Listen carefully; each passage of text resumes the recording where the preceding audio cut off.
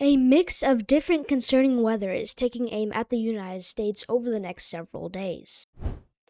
Storms are expected to develop along a warm front today out here in the Midwest today, leading to a potential for damaging winds, hail, and a couple of tornadoes. At the same time, Tropical Storm Lala takes aim at Hawaii and is expected to become a Category 1 hurricane tomorrow on Saturday, while it makes landfall in Hawaii. In today's video, I'll break down what you need to know about the weather over the next few days, so let's get right into the forecast.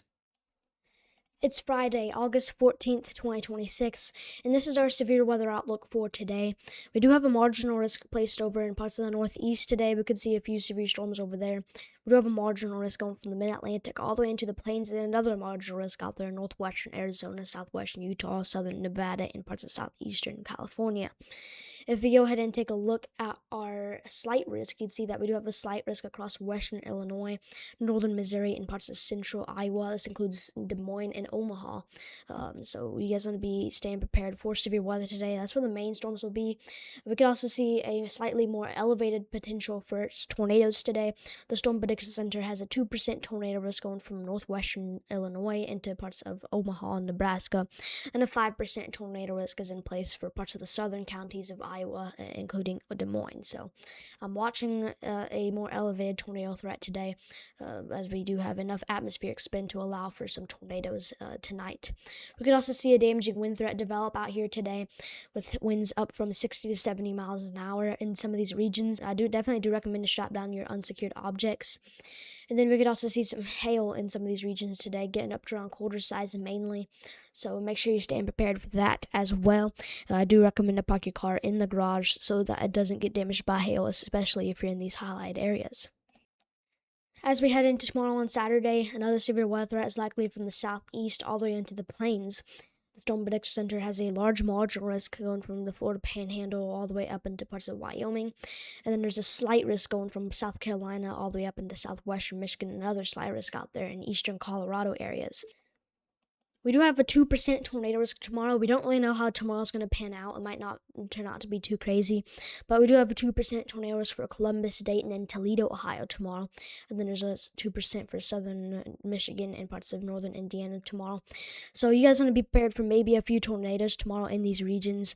I do think it could be a low chance, but it is at least a potential. I do think it's a pretty low chance, though. And then damaging winds tomorrow will be the main concern. We could see some winds in excess of 60 to 70 miles per hour in these regions. But the main concern is going to be in those 15% wind risks. So make sure you're shopping on unsecured objects. And I do recommend to reschedule some of your plans tomorrow, today, if you're out in these regions, as this is a risk that includes a pretty widespread population. The Storm Prediction Center does have a 15% hail risk across eastern Colorado and western Nebraska. We could be seeing some hail maybe up to quarter size, maybe even getting up to around golf ball size, if we can get a sustained supercell to develop, as I do think hail will be a pretty big concern tomorrow in these regions. So definitely cover your car or park it in the garage, as hail is going to be one of those bigger concerns tomorrow. And then we are also expecting a severe weather potential on Sunday. We could be seeing some severe weather in the Mid-Atlantic, Ohio Valley on Sunday. Then out there in the plains, I don't want to get too detailed with this, but I am at least concerned for some damaging winds and hail on Sunday, mainly. So we'll have to watch that closely, and a lot of things will change most likely, and we could even see an upgrade to a slight risk in some of these regions. We do have a low pressure system that's placed over parts of the Midwest. We're expected to see some rain showers this afternoon in some of these regions. Then we're expected to see some storms develop a little bit later to produce some damaging winds out here. This is what it could look like around 10 p.m. We're going to expect some storms to develop out here in southeastern Iowa and northeastern Missouri. These could produce some damaging winds and hail as a main threat, maybe a few tornadoes.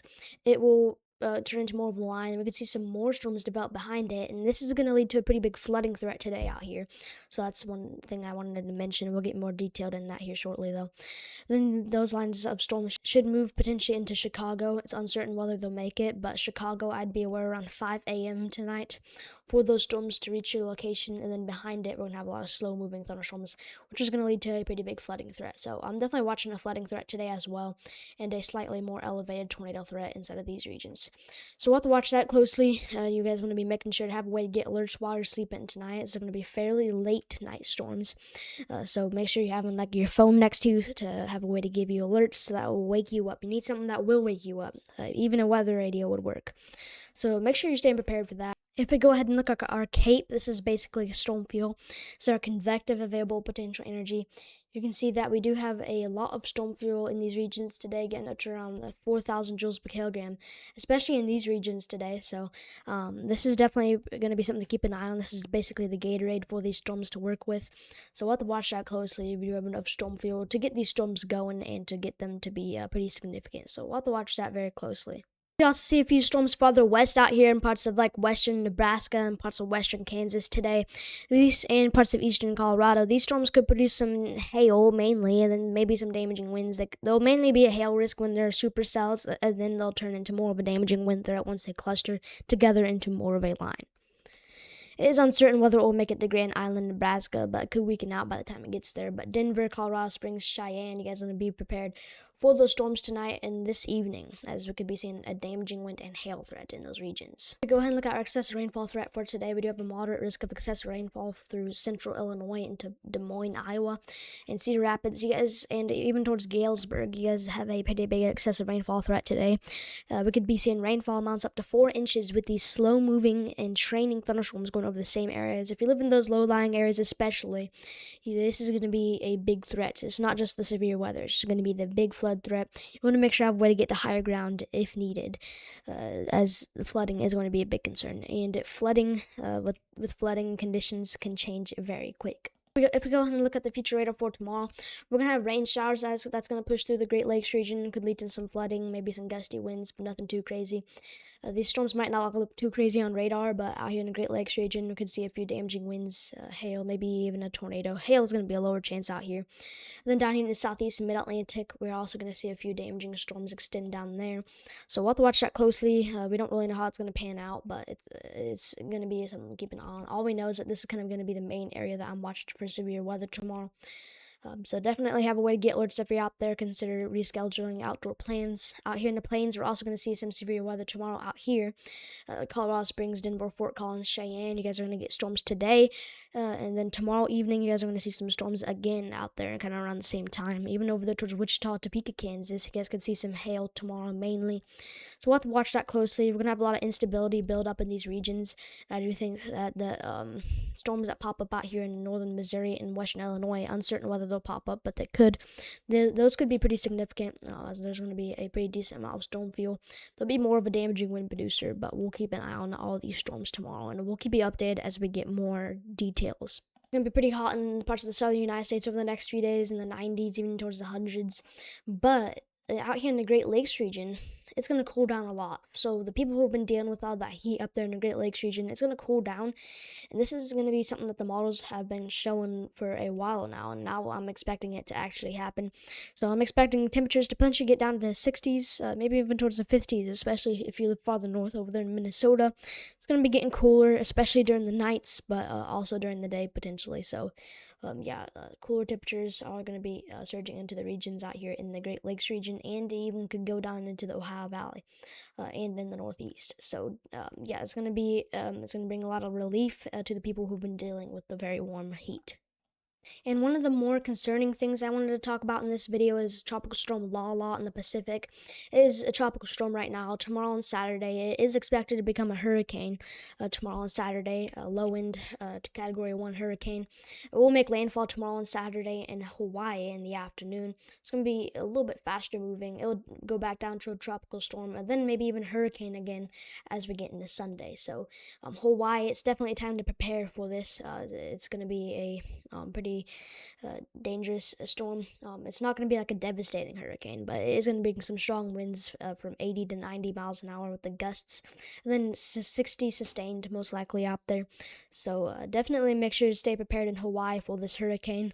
A storm surge is definitely going to be a concern out there, all that rip currents and stuff. So definitely be prepared for that. I would recommend boarding up your windows and stuff like that, and also getting sandbags and stuff, and follow what your local officials say and stuff, as it will be making landfall tomorrow. There's a chance of a live stream tomorrow for this hurricane and the severe weather, so we'll keep an eye on it, and you guys definitely should be staying tuned out there. There's also a system forming behind this, but it's not really expected to become anything too crazy. Out here in the Atlantic, we also have a confidence that is decreasing in development out here.